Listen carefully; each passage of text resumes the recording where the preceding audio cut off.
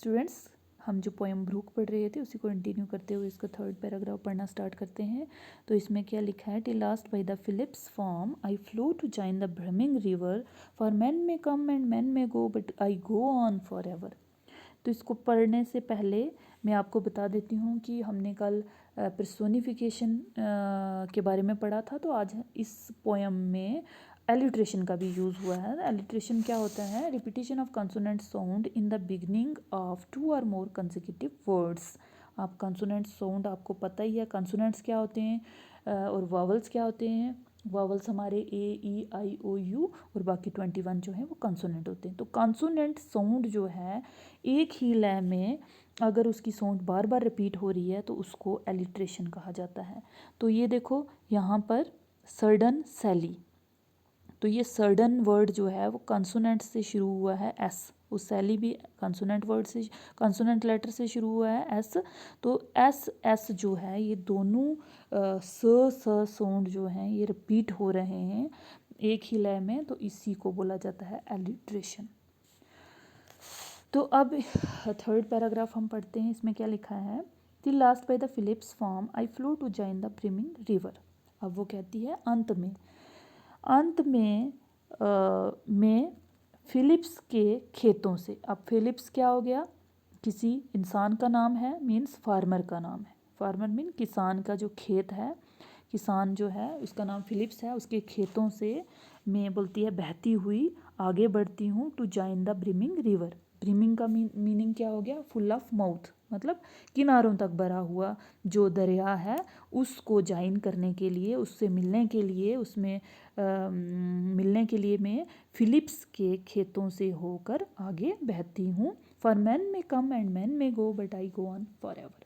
अब ये कहती है इंसान जो हैं वो आते रहते हैं, इंसान जाते रहते हैं। क्या मीनिंग हो गया इसका, मीन्स इंसान जो है वो जन्म लेते हैं, कम मीन्स बर्थ, जन्म लेते हैं, एंड में गो मीन्स डेथ, और फिर वो उनकी मृत्यु हो जाती है, वो दुनिया को छोड़ के चले जाते हैं। But I go on for ever, पर वो कहती है कि मैं हमेशा के लिए यहाँ पर जो है आगे बढ़ती रहती हूँ, मीन्स मैं एटर्नल हूँ, मैं अमर हूँ।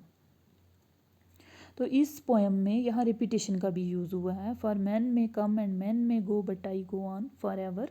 तो ये जो लाइन है ये बार बार रिपीट हुई है आपके इस पोएम में। जैसे सॉन्ग जो है, सॉन्ग में कोई लाइन जो है वो बार बार रिपीट होती है राइमिंग इफेक्ट क्रिएट करने के लिए, तो वैसे ही इस पोएम में ये वर्ड, ये जो लाइन है for men may come and men may go but I go on for ever, ये बार बार रिपीट हुई है, तो इसको हम बोलेंगे रेपिटेशन। नेक्स्ट है, I chatter our stony ways in little sharps and troubles. I bubble into eating bays. I babble on pebbles. अब ये जो ब्रूक है वो कहती है, चैटर का मीनिंग होता है बक बक करना। बोलती है मैं स्टोनी वेज, पथरीले रास्ते, पत्थरों वाले, जो बड़े बड़े पत्थरों वाले रास्ते होते हैं उन पर भक भक करती हुई आगे बढ़ती हूँ। इन लिटल शार्प एंड ट्रबल्स, बोलती है कभी मेरी आवाज़ क्या होती है, धीमी हो जाती है, कम तेज़ हो जाती है, और कभी मेरी आवाज़ ऊंची चली जाती है और मैं आगे गिरती हूँ, मतलब आगे की तरफ बढ़ती हूँ। आई बबल इंटू ईडिंग बेज। अब बबल का मतलब होता है बुलबुले, और ईडिंग क्या होता है, भंवर। भंवर नहीं, भंवर बनता है जो पानी में गोल गोल गोल पानी घूमता है, तो ऐसे लगता है ज़मीन के अंदर जा रहा है, गोल सर्कल में पानी घूमता है, तो उसको बोलते हैं भंवर, ईडिंग। बेज हो गए किनारे, बोलती है जो भंवर वाले किनारे होते हैं वहाँ पर मैं बुलबुले के रूप में, बुलबुले का रूप ले लेती हूँ।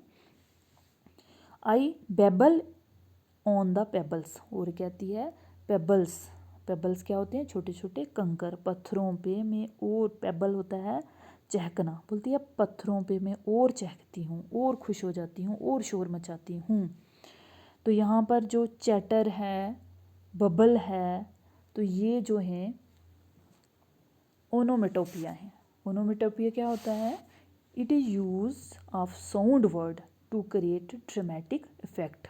तो यहाँ पर ड्रामेटिक इफेक्ट क्रिएट करने के लिए चैटर और बबल का इस्तेमाल किया है, यूज़ हुआ है।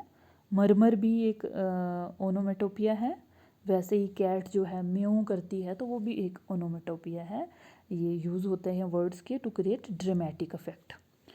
अब ये एनाफोरा का भी यूज़ हुआ है इस पोइम में। तो एनाफोरा क्या होता है? The same word is repeated at the in a line or suppose, जैसे यहाँ पर जो एनाफोरा है ये कौन कौन से हैं? बबल और बेबल, ये दोनों अलग अलग दो सेंटेंस हैं, इनमें बबल और बेबल का रिपीटेशन हुआ है तो इसको बोलेंगे एनाफोरा।